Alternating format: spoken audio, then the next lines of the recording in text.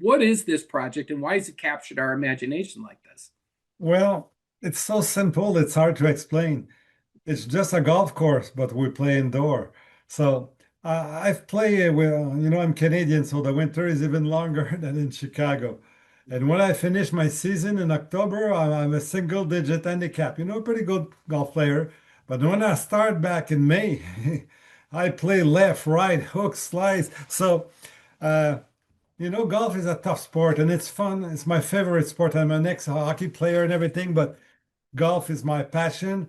And 7 years ago, one of my friends approached me with the idea to play golf in domes, but it was smaller dome, just little par threes, 70 yards, 80-yard par threes. I said, oh, it's interesting. So I went and visit all the dome suppliers in USA, Canada, and there's two of them who have the technology to build larger domes.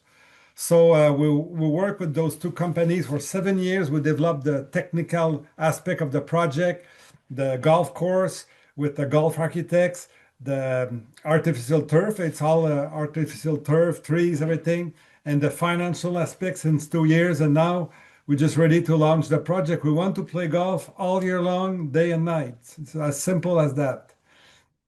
So I guess one of the first questions you talked about 7 years of research on these domes. We have probably a dozen domes Yeah. here, golf domes. What's the difference? Is it just the size or scope or Yeah, what's it they're look? about 3 times larger than your larger dome in the Chicago area. So it's 300 foot large and 900 foot long. So it's large as a football field is long. So and 900 foot, it's 300 yards. So we're going to be able to take our driver inside. That's what I want. I want to hit the ball over a pond, and it's Scottsdale, Arizona style. I don't know if you saw our video. It's a cool style, with palm trees, cactuses. So it will be great golf because we test all the suppliers of golf turf, and we choose the best one. The one where I will hit my 9 iron, let's say 145 yards, and the ball will stop like on a real green after rain because there's a lot of sand. We put 7 pounds per square foot of sand on the greens. So when you hit a high iron shot, it will puff, it will be very smooth. I was hitting balls with pros, and they even had some backspin on the green, so it will be perfect condition. So is this something that you've already been testing then locally for We you guys? test the green, we test the artificial turf, we test it, uh, and the technology of the dome, it's perfect. We have some suppliers, so now it's the financial aspect. We just raised a fund. We're just starting to raise a fund. The document is a PPM, private placement memorandum. It's for accredited investors under Rule 506C, so it will be 100K or more as an investment in our project. Got it. So I think we wrote our first article about this project perhaps maybe a year ago. And you Yeah, guys have been doing all this work in the back end. And now, yeah. like you said, you're at this stage where you're open for investment. What's kind of the goal that you're looking to accomplish here? So at the beginning, I was just looking for the big investors, would put 50 million or more. And actually, our investment fund is 50 to 60 million. So some of those say, oh, it's not enough. They're absolutely right. It's more than that, our project, because a part of it will be banking, but it's private. We cannot tell the exact price, but it's a big cost. But the big thing about our project is that we have almost zero maintenance on the golf course. It's all artificial trees, artificial grass. If you take your normal golf course where you're a member, or I'm a member, 50% of the budget is just for maintenance. Now we're going to have practically zero, except just rattle the sand traps. That's about all. So after we're going to build it, the maintenance cost is very low. So we're going to have some very good margin of EBITDA. So one of the questions is obviously we have in the Chicagoland area such a great market for golf. What made you choose the location? It's been talked about Oswego, somewhere around there. There's lots of golf. It's still fairly close to the city. What other things made you consider that? Well, To be quite honest, we were looking to the New York market at the beginning and Mhm. New Jersey, but it's tough to be pretty close to New York at a reasonable price, you know. So we heard about Oswego's developing very fast. It's like the next Naperville, if you're going west. Mhm. So we found some real estate at a reasonable price close to Naperville, and it's close enough to the big market of Chicago.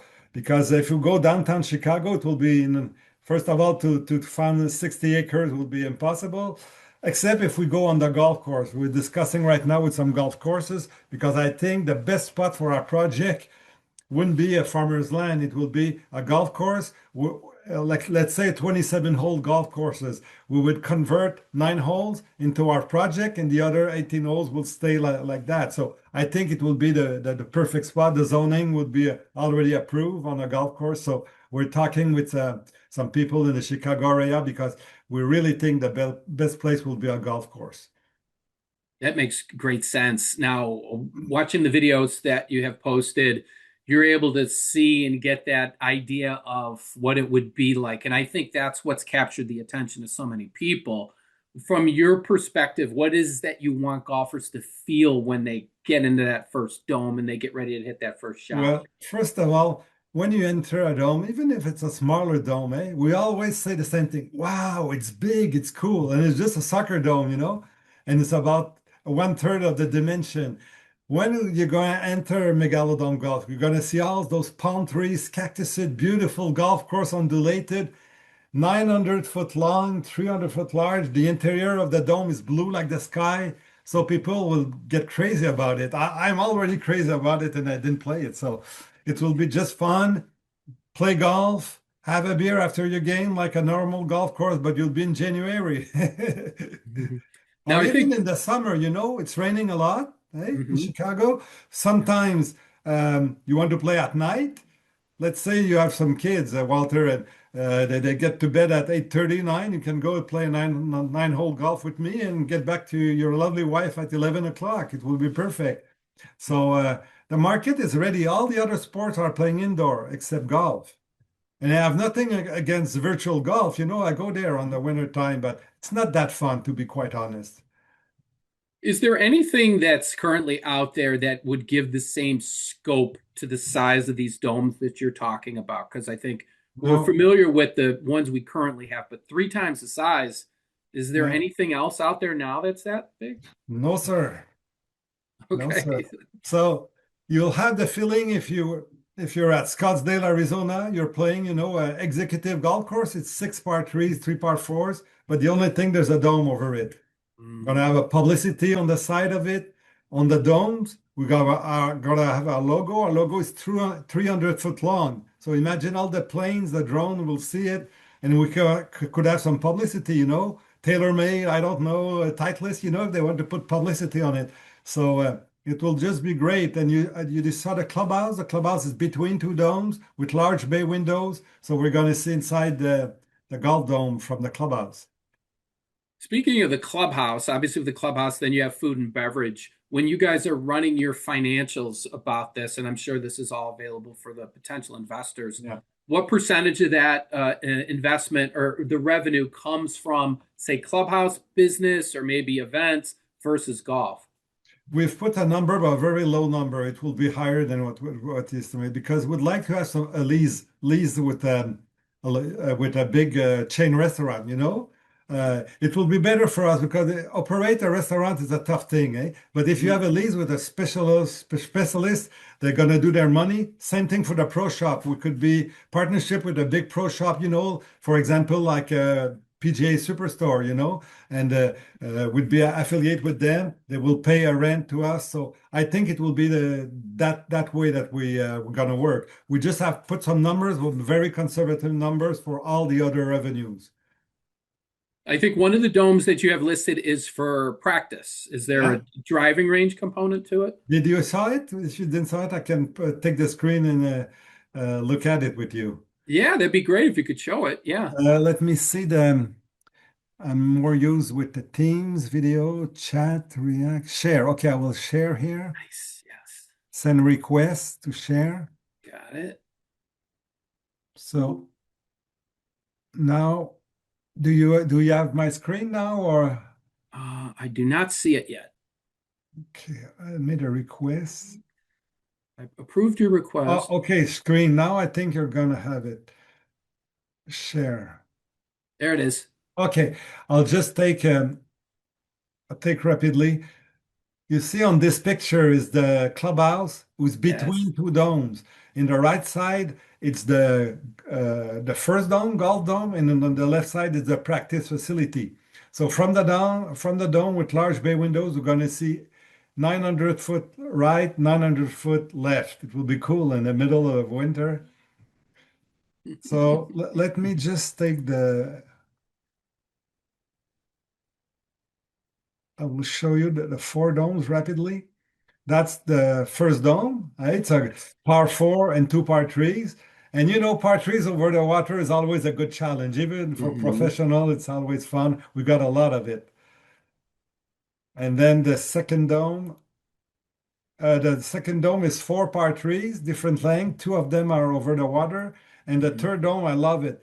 It's two par fours, but you see the first one here, 278 par four, but there's a wall just in front of the green and a pond. So I don't know a lot of guys who will go carry over there. I'm not long enough. I won't try it. But the last hole here, 273 yards par four, not too very good protection. So I will take a hack at it. I'm a 260 yards guy, but I'll try to go 270, just to take my driver, have fun. And the Ford Dome is very interesting because it's the first time we're going to have a full length practice facility. We got the 25 stands, 2 stories, so that's 50 stands. We can go carry 275 yards till the end. We've got a chipping green with a sand trap, a putting green, and even a trap to play some long bunker shot. It's important, eh? Those 150-yard long bunker shot, gonna try it. And if you got a very long hitters, you can go in the corner and you can go 300 yards to the end. So I think, Walter, it would be very good for sports study. University of Chicago, all those college and university, they would be able to practice all year long. And we're going to have 12 to 15 uh, place where we can have technology, like Top Tracer or those technology to analyze the swing and the ball spin and everything. Are So you thinking, Bertrand, are you thinking having a membership component to this, or is it no, no? I will explain. Stop the sharing. Yeah. I will explain to you. At the beginning, I was a big membership fan, but my golf architect, Darrell Hoxham, who is also an ex-professional golfer, he said, Bertrand, you better to be a green fee model. I would just go there 3 times in the winter. I can. If I go 3 times a week, I can too. So we're going to have some reservation in advance. For example, if you want to play on a Saturday morning in January, you prefer reserve in November or December. But and for the practice facilities, it will be an hourly rate. So you practice 45 minutes, you pay for it. You practice 1 hour and a half, you're going to pay for it. So like that, everyone's going to be able to play, and we're going to have a lot of corporate events. Like say your business when you have a tournament over there, you have a tournament, you have lunch over there. You're going to be 100 sure that there's no snow, no rain. So it's going to be that model. Many of the things that you talk about remind me of other things that have sort of happened in the golf business in the last 10 years. And I think that's kind of taken down a lot of the barriers, right? So, like I said, we have a lot of domes in the area. People are used to hitting in domes. We have the popularity of Top Golf, and people are used to going to Top Golf and playing a different type of golf. Now we have 110, 115 different standalone golf simulator businesses. So this stuff has evolved the way golfers approach golf, especially here in Chicago, which, similar weather to what you guys have. Yeah. When you were thinking about this idea and kind of cultivating it over the years, I would imagine it just sort of started feeding on itself because you're like, wait a minute, this makes sense. This makes sense. But you had to get over these major hurdles, and that is how do you put 270-yard holes in a dome, which it seems like you've cracked the code on that potentially. Yeah. We work with my golf architect. He builds a lot of golf course all over the world. He's very good. Golf Design. And what I like is that they work with a software, AutoCAD, so we all Hmm. have 3D. So when we're gonna work with the machinery, we're gonna have all the exact elevation we have to do. So on the technical aspect, it's very interesting. And to be quite honest, 20 years ago, the domes couldn't be that big, but now they have some technology. They got some crossing wires like that. So they can resist wind up to 120 miles per hour. So in the Chicago area, there's no problem. Um, Even in Florida, I was with the PGA Golf Show last month, and the Chamber of Commerce over there, she want us over there because it's so hot in the summer. They have some problem play golf, and there's so much tourists in Orlando. And Orlando is not on the beach like Miami. There can be some hurricanes, but in Orlando, it's like the middle of the center of the Florida. They said we discussed, and the wind would not be a problem. So it's a very big market. We're just entering of it, and we're excited to build the first one. We're the financing process. I'm going to Dubai and Riyadh next week, I think it's going to move fast. What I had some problem in the early years was to create a momentum. People were just looking at me. Why is doesn't exist? Eh? It's always people are like that. Why doesn't it exist? But now the momentum is on. Everyone's talking about the project. All the YouTubers call me. It's funny, and they're all excited. They just want to play golf like me. So, I guess then one of the things that we could do as a community then is, like you said, you're looking for investors right now. Yes. You said there are Yes. 100,000 minimum investment. Yeah. What's the type of individual or investment group, or what are you looking for as partners to So, become involved? uh, the people with if any people know if they're accredited investors, you have good earnings, you're able to invest because this kind of investment, you don't know exactly when your money gonna come back. You know approximately the rate you're gonna have, but it's always more risky than just put your money in the bank. So it's had to be for accredited investors, so that's for sure. But we're looking for big partners, a big fund or big. I won't name it, but you've got in US, you've got three big uh, golf management companies. There. One of them is from Chicago. They would be the perfect partner because in the winter, don't tell me what those 300, 400, 500 employees doing. You've got snows. So Mhm. if they were involved in Megalodome Golf, they would work, 12 months, more in the winter time, more on our project, and in the summertime on their golf courses. They got the land, they got some money, So a big partner like that will be perfect. But we're not running after everyone. They will come to us. They're just starting to come to us because they just looking at the project and they say, hey, that's a project for the future. You mentioned the golf YouTubers who are basically, golf influencers have taken over golf, and their reach is so much bigger. Next, in a couple weeks, we're having our Chicago Golf Show, We'll which is be there. headlined. Oh, you'll be okay, great. Yeah, Yeah, we that's have a right. Yeah. booth, 1731, I think. We have a booth over there. So we're gonna see there. You guys will be there? Yes, yeah, well, definitely. I'll stop by to say Oh, hi. yeah. It's highlighted. One of the headliners is a YouTuber who actually comes from Chicagoland area. So when you think about that, how it's changed, the influence of people being, it used to be traditional and be more big media brands, and be the golfers themselves. Now it's sort of taken over by the Yeah. people. This is such a unique opportunity for, I think, like you said, all the different groups that could get involved at the ground floor with your company. Yeah. Sure, because I'm a traditional golfer myself. I'm in a private club and I respect that and I like that. But the project is more modern. The clubhouse is modern. Everyone will come to play, but we'll have the code for the dressing. We won't play, barefoot. It will be like a regular golf club. But the big thing is the time of play. It's a short par fours and par threes. So we should play the nine hole in about 1 hour, 30 minutes to 1 hour, 40 minutes. So it will be like go play a tennis game, or a badminton game. Uh, play 18 holes outdoor in the summer. Sometimes it could take 5 hours. It's a bit long for a lot of people. Even I don't know if you're like me, Walter. When I play bad and then waiting after the guys before in front of me, I can stand it. But it will be a good pace of play. We're going to have some marshals on the field to be sure that the piece of the play is pretty fast. So it's going to be interesting. That point you can play pretty fast. You can practice as much as you want. I would be on the driving practice facility 2 times a week myself, I think.